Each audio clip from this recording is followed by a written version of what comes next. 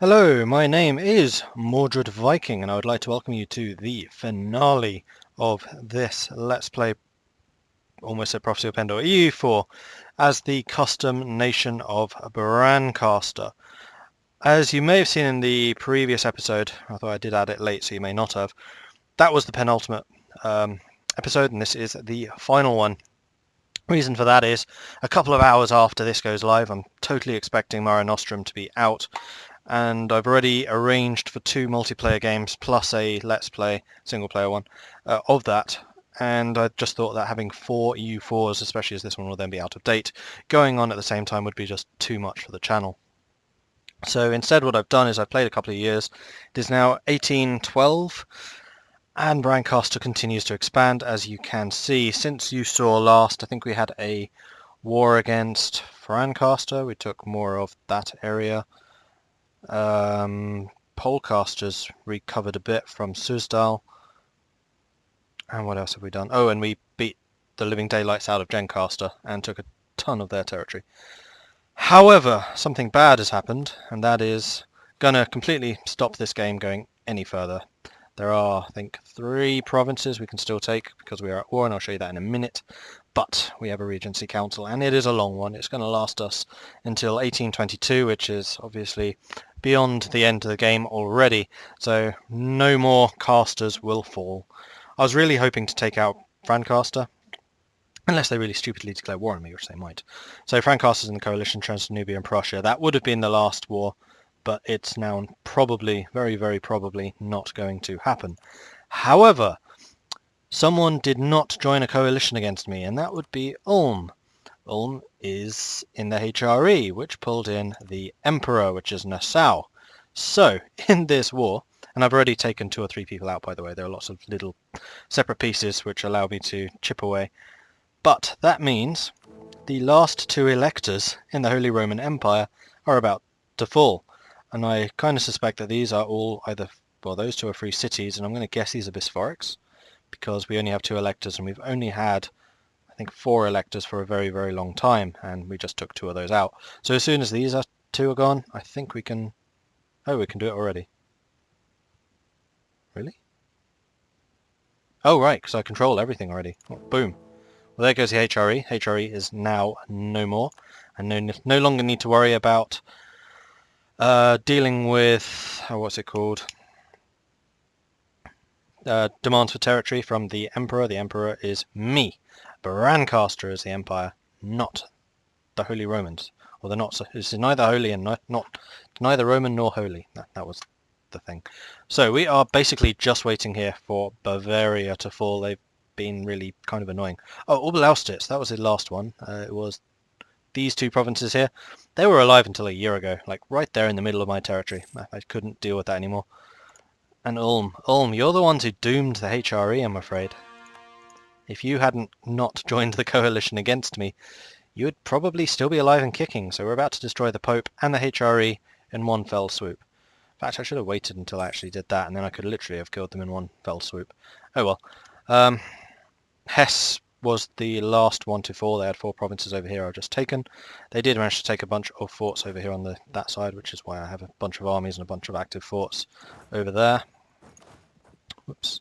I'm just going to spread these guys out a bit because I can see several rebels are on 90%. In fact, let's just kick up the speed, because at this point we are just fast forwarding. We are done. It's game over. GG. We tried very hard, but we couldn't quite make it all the way. That was a really poor position for you to spawn in, I'm afraid. Squish. But we have taken out a whole bunch of casters, just not all of them. Land movement blocked by hostile fort. Where? Oh, that one. Oh, you were still... Whoops. Come on, Bavaria. Just give up already. Oh, speaking of which, I can actually get Nassau now. Yep. You would make that peace. Ulm is the... This won't end the war, will it? Why is this only a peace offer 9? Oh, peace offer value, right. War score. Duh. Come on, Mordred, you've been doing this long enough. There we go, there goes Nassau. Another one to core. Bavaria, and then we'll take out Ulm, which is going to tick off all the Catholics, but I think the Catholics are already pretty ticked off, considering this is now the extent of the Protestant Empire, though Brancaster is also Protestant. A bunch of those, and a bunch of rebels. That's fine. What else did I need to show off? We are paying off a couple of the loans. I think we're at something like 17. We had a particularly bloody war in which we had to use a lot of mercenaries, but we're paying them off slowly but surely. We're making a nice amount of money, even though our army maintenance is now at full. We lost our entire trade fleet. We lost most of the heavy ships. There was some pretty brutal fighting against, who was it, Islecaster. We did just about defeat their navy, but since that I didn't bother rebuilding it because we were so heavy in loans. I am now going to turn off the forts to save us even more money. Siege of Carrington is over. Good, finally. So Bavaria, you can give yourself to me. And then Ulm, the Pope, is also gone. Boom. So I think that is it as far as this goes. So we are basically just going to play on speed 5 to the very, very end of this. I just wanted to make sure you guys got like the end of the game for the closure, so you could see just how far we got, and also so I could kind of explain why we didn't do any more, because I was really expecting to take a bunch of Brancaster, and then that Regency I was like, just like that. Oh, you're going to go for my fort? Alright then, let's see if we can stop you. We can't stop you. Moldau, that's all the way down there. I have no troops down here. Alright, off you go. You need a general. Have a general. You can have that guy. No, not that guy, because he'll run off ahead of the other army. Have that one. Have we taken this yet? Yes, we have. Turn that off. Oh, right, yeah, because it was occupied by one of them. Ulm, I think. In which case, you guys can move back over here and stop suffering attrition. We now get 5,000 men a month. We have a maximum manpower 454,000 without quantity. I have not taken any more ideas because I've just not had the admin power for it. Even military we've fallen a bit behind because we've had a series of terrible kings. Yeah, the next one's no better. In fact, we're taking -1 on military right now. What is that? Oh, too many leaders. And I still have my national focuses, which I don't particularly want to lose because they are rather good. I'll take the trade efficiency. I'm not making much money out of trade. I should probably leave you guys down here, actually, to deal with any of the rebels that may appear in that area. You're still converting, though, as you can see, there is still a lot of conversion work to do. Alright, let's blitz these last, what, 6 years, 7 years. What else happened in this game? Not very much. It was mostly just grinding attrition wars in the coalitions, where we would be severely outnumbered. We would kind of claw our way back into the fight. We would run out of manpower. We'd get mercenaries. We'd use the mercenaries to hold the front line, and then we'd finally deliver the coup d'etat. Alright, let's make some more money. Ka-ching. Oh, did we core the last ones? I think we did. No.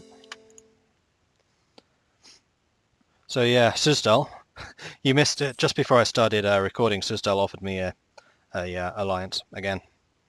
You're an OPM. Really? Damn it, Suzdal. Castor has joined the coalition. Okay, coalition is growing again. The previous coalition, that would be the Islecaster coalition. I think they expire in 1823. So, like I said, we're done. The wars are over. Peace has been restored in Europe, and Brancaster owns a freaking massive empire in the centre of it. Screw with us at your peril.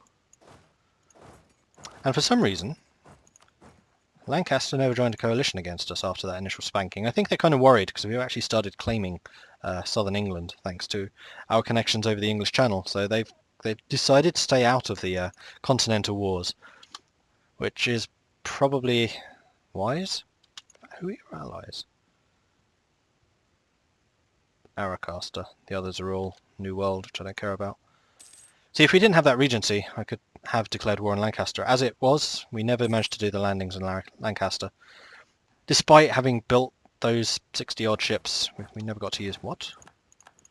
I don't lose battles. What do you mean I lost a battle? Oh, because I have no morale. Right. Alright, send in the next wave.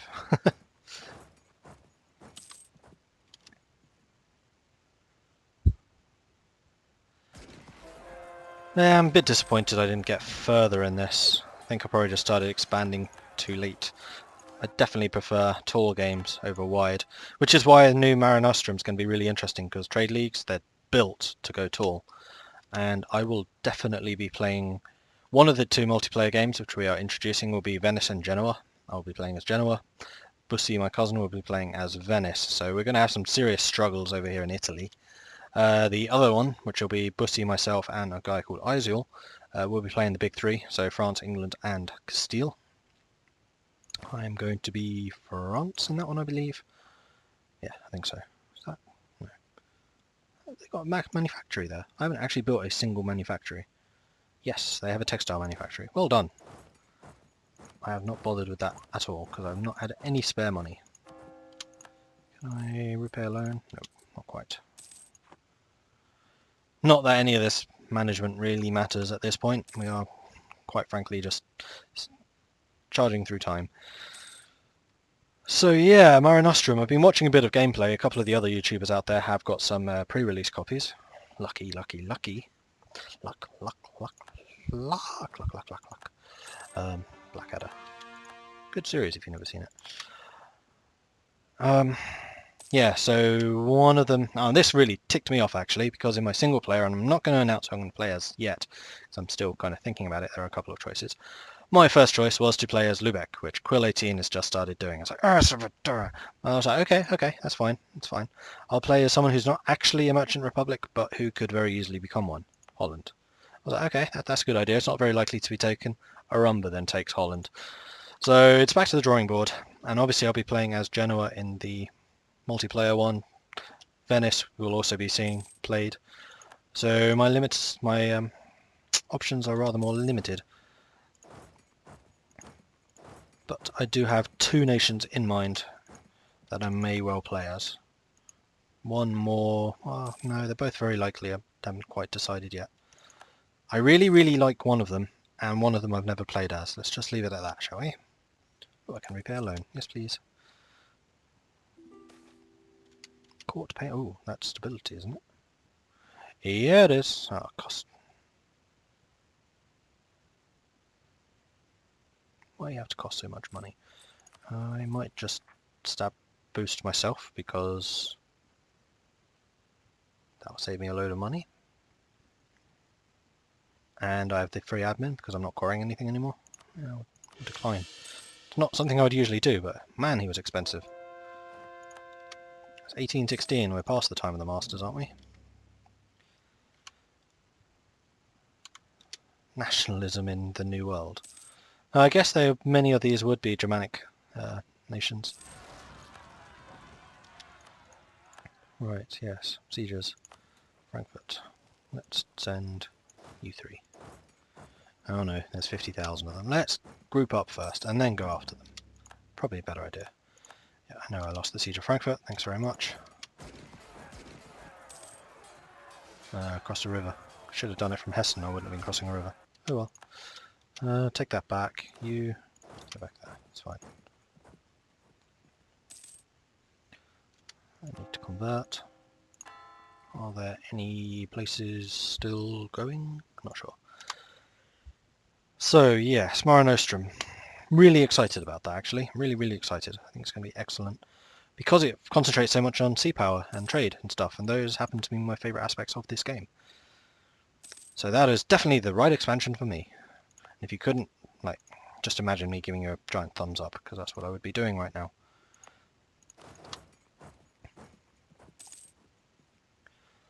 I've always wanted to do this superpower clash, like Castile, England, and France multiplayer, and I never have until now. I've done a few multiplayer games in the past. What was it? It was Brandenburg and Venice. So the guy playing Venice has played as Venice before, so he'll probably be a little bit better than me. But I've also done a multiplayer game where we had, what was it? It was Pomerania. No, it was Teutonic Order. They were wiped out. So he switched to Pomerania. Denmark, who was also wiped out, like really early on. Burgundy, who were absolutely dominating. Then he missed one session and the AI just imploded. I was playing as Genoa in that one, so that's where I've been practicing, and he was playing as Portugal. That was it. That was also quite a good game, but we were playing like second tier nations rather than top tier. I just wanted to try the big three. Steinmark. Send in those three. Give him a general. That guy will do. No, give him the general. Because then he'll come from behind, and hopefully they'll arrive at roughly the same time, which they did. Boom. Planning. Okay, 4 years to go. So this episode will probably be slightly too short. That's totally fine. It'd be a little bit dull if you're just watching me basically achieve nothing. I'm just doing this so you can see the end score. In fact, I've been going for 15 minutes already. I'm just going to pause and just rush through so you don't need to watch me just fighting rebels, because quite honestly that's quite dull. So I will restart again in 1820, so 3 years time, and we'll do the ending. And we are back. It is the 1st of January 1820. The game ends on the 2nd of January 1821. So this is the last year. All you've really missed is me killing rebels, as I predicted. No one declared war on us. And we couldn't declare war on anyone either.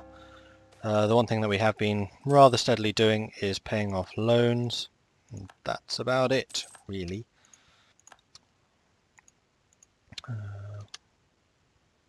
Why have you been split? Probably hit the wrong button at some point. That's alright. So, this is the world as it looks like at the end of the game, basically. I'm just going to let things continue flowing. Korea, Vision Ongar's done very well. Horde Kong survived until the end.